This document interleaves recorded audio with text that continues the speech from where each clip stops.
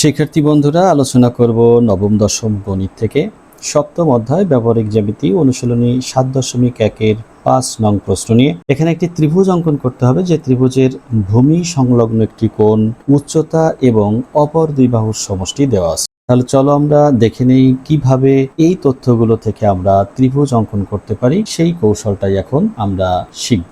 শুরুতেই আমরা দুই বাহুর সমষ্টি নিয়ে নিব। দুই বাহুর সমষ্টি নিব 8 সেন্টিমিটারের মতো। তোমরা দেখে নাও, 8 সেন্টিমিটার দিচ্ছি। পরীক্ষার প্রশ্নে ঠিক যেরকমটা মাপ দেওয়া থাকবে তোমরা সেরকমটাই নিবে। দেখো, এখানে আমি দুই বাহুর সমষ্টি নিলাম 8 সেন্টিমিটার, উচ্চতা নিব 3 সেন্টিমিটার।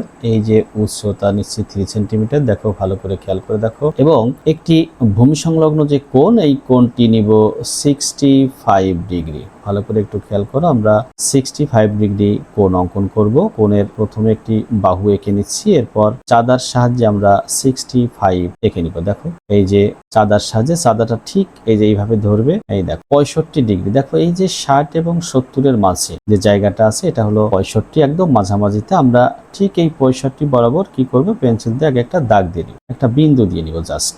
এবার চাঁদাটি সরিয়ে স্কেলের সাহায্যে আমরা অপর একটি রশ্মি আঁকলেই, ওই যে বিন্দুটা দিয়ে রেখেছি, এই বিন্দুর সাথে একটি রশ্মি আঁকলে আমরা কোণটি পেয়ে যাব 65 ডিগ্রির সমান। দেখো, যে বরাবর এই যে এইখানটাতে আমরা পেন্সিল দিয়ে দাগ দিয়ে রেখেছিলাম, ঠিক ওই বরাবর এখন কি করব, স্কেল দিয়ে পেন্সিলের সাহায্যে কোণটি এঁকে দিব। দেখো,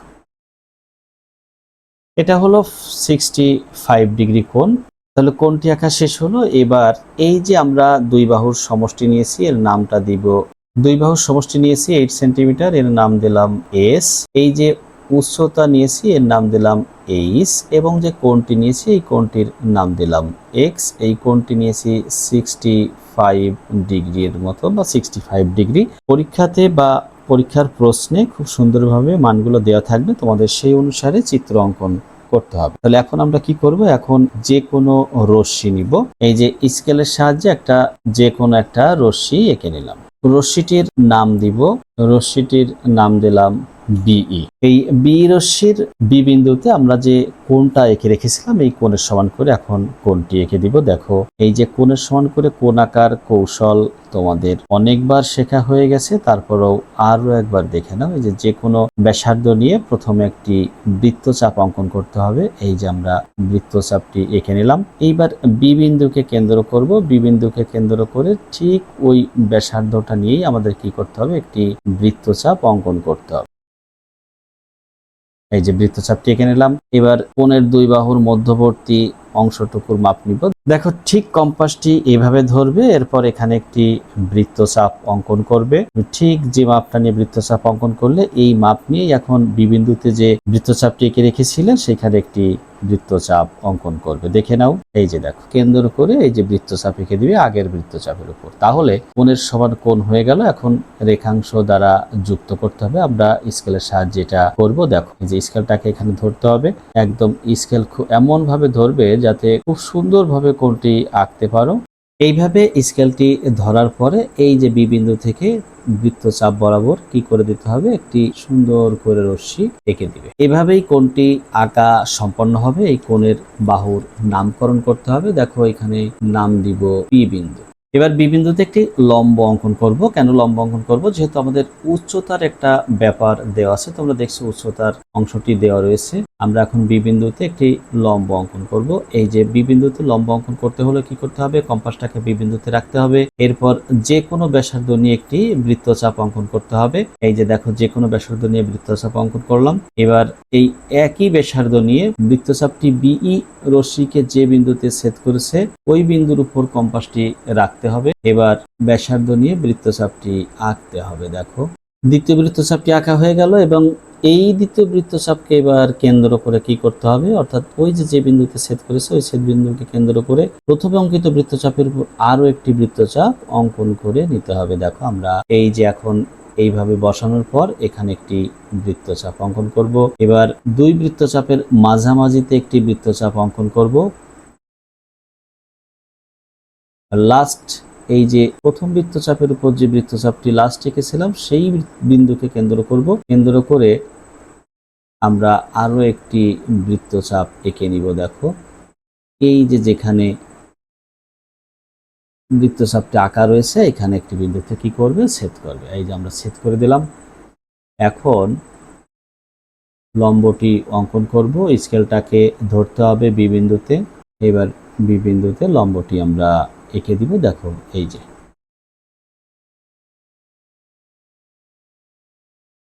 লম্বটি এঁকে দিলাম।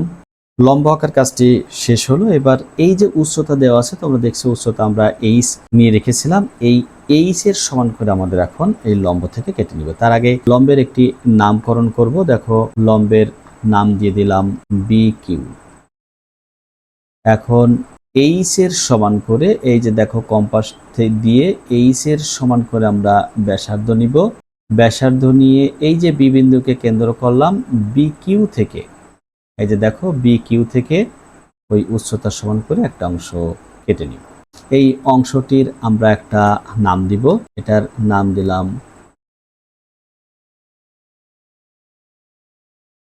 আর বিন্দু।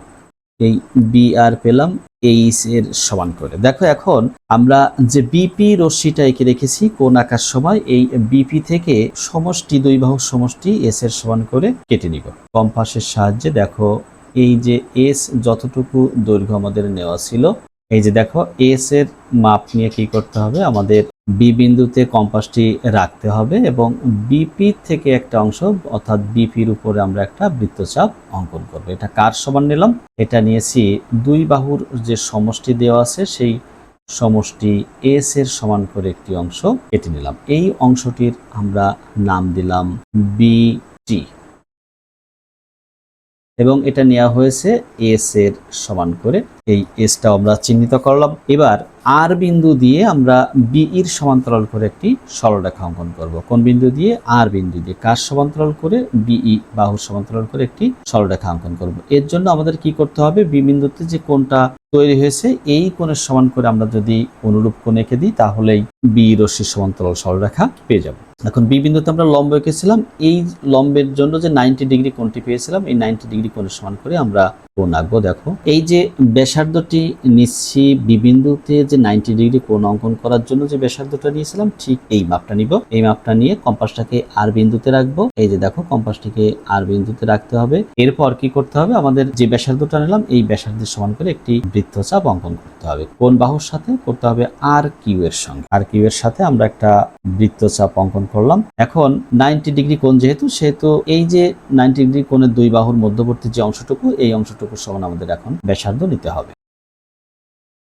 দেখো এই যে মাপটি নিলাম, ঠিক এই মাপের সমান করে এই যে আর বিন্দুতে যে বৃত্তচাপ এঁকে রেখেছিলাম সেই বৃত্তচাপ আর কিউকে যে বিন্দুতে ছেদ করেছিল এই বিন্দুটাকে আমাদের কেন্দ্র করতে হবে। কেন্দ্র করে দেখো বৃত্তচাপের উপর অর্থাৎ প্রথম যে বৃত্তচাপটি এঁকে রেখেছিলাম এই বৃত্তচাপের উপর আরো একটি বৃত্তচাপ এঁকে নিলাম। তাহলে আমাদের কোণের সমান করে কোণ আঁকা অর্থাৎ অনুরূপ কোণের সমান কোণ আমরা পেয়ে যাবো। এখন স্কেল দ্বারা এটি যুক্ত করব। দেখো এবার দেখো আমরা যোগ করে দিব এই যে আর বিন্দু আর ওই ছেদ বিন্দু বরাবর আমরা একটা রশ্মি বা রেখাংশ টেনে দিলাম। দেখো এর ফলে কি হলো, আমরা এই যে বিইর সমান্তরাল করে একটি রেখাংশ বা রশ্মি পেয়ে গেলাম। আমরা রশ্মি নামকরণ করলাম, রশ্মিটির নাম দিব আর এস। বিইর সমান্তরাল করে আর এস অঙ্কন করলাম। এই বিইর সমান্তরাল করে যখন আমরা আর এস অঙ্কন করেছি তখন এই আর এস রশ্মিটি বিটি বা বিপি কে একটা বিন্দুতে ছেদ করেছে। এই ছেদ বিন্দুটার নাম দিলাম এই যে ছেদ বিন্দু, এই ছেদ বিন্দুটার নাম দিলাম এ। এখন এ বিন্দুকে কেন্দ্র করে এটি এর সমান ব্যাসার্ধ নিয়ে আমরা একটা বৃত্তচাপ অঙ্কন করব। ভালো করে খেয়াল করো কি বলছি, এই যে এ বিন্দুকে কেন্দ্র করব। তোমরা একটা বিষয় খেয়াল রাখো, এখানে আমি কোণ আঁকতে যে এমন ভাবে আঁকা হয়ে গেছে মনে হচ্ছে এই বিপির রশ্মি তারপর আর বিন্দুতে যে কোণটি এঁকেছি মানে কোণ এঁকে যে সমান্তরাল সরলরেখাটা এঁকেছি মনে হচ্ছে ছেদ বিন্দু সবার এক হয়ে গেছে। আসলে বাস্তবিক অর্থে এরকম হওয়ার কথা না, কোন একভাবে হয়ে গেছে। তোমরা এই নিয়ে দুশ্চিন্তা করবে না যে সব বিন্দু মনে হয় এক জায়গাতেই আসতে হবে, আসলে ব্যাপারটা তা না, কোন একভাবে হয়ে গেছে। তাহলে এখন আমরা কি করব, দেখো এই যে এ বিন্দুকে কেন্দ্র করব, এ বিন্দুকে কেন্দ্র করে ব্যাসার্ধ নিব এটি এর সমান। দেখো এটি এর সমান ব্যাসার্ধ নিব। এই দেখো এটি এর সমান ব্যাসার্ধ নিলাম। ঠিক এই ব্যাসার্ধটা নিয়ে আমরা কোথায় বৃত্তচাপ অঙ্কন করব, বৃত্তচাপ অঙ্কন করব বিই রশ্মির উপরে। তাহলে বিই রশ্মির উপরে দেখো বৃত্তচাপ অঙ্কন করলাম। এটাকে যদি মনে করো একটু ঘুরাইয়ে দেখবো যে আসলে এটা বিই কে অন্য কোনো বিন্দুতে ছেদ করে কিনা। দেখো কোনো বিন্দুতেই ছেদ করে, তাহলে একটি বিন্দুতেই ছেদ করেছে। আমরা ওই ছেদ বিন্দুটির একটি নাম দিব, ছেদ বিন্দুটির নাম দিব সি। এ বিন্দু ও সি বিন্দু আমরা যোগ করে দিব স্কেলের সাহায্যে। দেখো এভাবে স্কেলটি ধরে এ বিন্দু এবং সি বিন্দু কি করবে, যোগ করে দিবে। এই যে এ বিন্দু এবং সি বিন্দু যোগ করার ফলে যে আমরা রেখাংশটি পেয়েছি, এর ফলে দেখো একটি ত্রিভুজ আমরা পেয়ে গেছি। এই ত্রিভুজটার নামকরণ হয়ে গেছে এ বি সি এবং এই ত্রিভুজটি আমাদের উদ্দিষ্ট ত্রিভুজ। আমরা একটা দেখব এটাই আসলে ত্রিভুজ এর সত্যতা আছে কিনা। দেখো এই ত্রিভুজের মধ্যে উচ্চতা রয়েছে। উচ্চতা কিভাবে রয়েছে? উচ্চতা এই যে এর থেকে বিসি বাহুর উপর যে লম্ব আঁকা হবে এটাই কিন্তু আসলে উচ্চতা। এই উচ্চতাই এই যে বি আর এর সমান, যা এই মাপ নেওয়া ছিল। এবং আমরা যে এক্স কোণটা নিয়েছিলাম, এক্স কোণটি কিন্তু আমাদের এইখানে রয়ে গেছে। দেখো এটা এক্স কোণ এবং দুই বাহুর সমষ্টি, একটু ভালো করে খেয়াল করো, দুই বাহুর সমষ্টি নিয়েছিলাম বি থেকে টি পর্যন্ত। এর মধ্যে বিটির একটা অংশ এটি, এই যে এর থেকে টি পর্যন্ত, এই অংশটা কিন্তু এখন এসি তে চলে এসেছে। অর্থাৎ এই এটি এবং এসি পরস্পর সমান। তাহলে এ বি এবং এটি যোগ করলে আমরা বিটি পেতাম। এ বি প্লাস এটি, এইটা সমান হলো বিটি সমান বিটি সমান এস। এখন কি হচ্ছে, এ বি ঠিকই থাকছে, এ বি অংশটা ঠিকই রয়ে গেছে, এই এটি অংশটা পরিবর্তন হয়ে এখন হয়ে গেছে ওইটা এসি। কেননা আমরা এটির সমান করে যে বৃত্তচাপ এঁকেছিলাম তা বি কে সি বিন্দুতে ছেদ করেছিল, এই জন্য এসি এবং এটি পরস্পর সমান। এই দুটো যোগ করলে আসলে আমরা পেয়ে যাচ্ছি দুই বাহুর সমষ্টি এস। আর উচ্চতা আমরা যদি দেখি যে এইটা হবে উচ্চতা, এই বরাবর যে নিচের দিকে এটা হবে উচ্চতা। এই জন্য যে তথ্যটা দেওয়া ছিল সমস্ত তথ্যই কিন্তু আমাদের এই চিত্রের মধ্যে রয়েছে। এই জন্য আমরা যে চিত্রটা এঁকেছি বলতে পারি চিত্রটি সঠিক হয়েছে। তাহলে এটাই হবে এই দুই বাহুর সমষ্টি, উচ্চতা এবং ভূমি সংলগ্ন কোণ দেওয়া থাকলে যে ত্রিভুজটি আঁকা সম্ভব হয় সেই ত্রিভুজটি হলো এ বি সি ত্রিভুজ। এই ত্রিভুজটি কিভাবে অঙ্কন করা হলো, অঙ্কনের বর্ণনা ভিডিও শেষে যুক্ত করে দেওয়া হবে। আশা করি তোমরা ওখান থেকে দেখে নিতে পারবে। সবাইকে অসংখ্য ধন্যবাদ।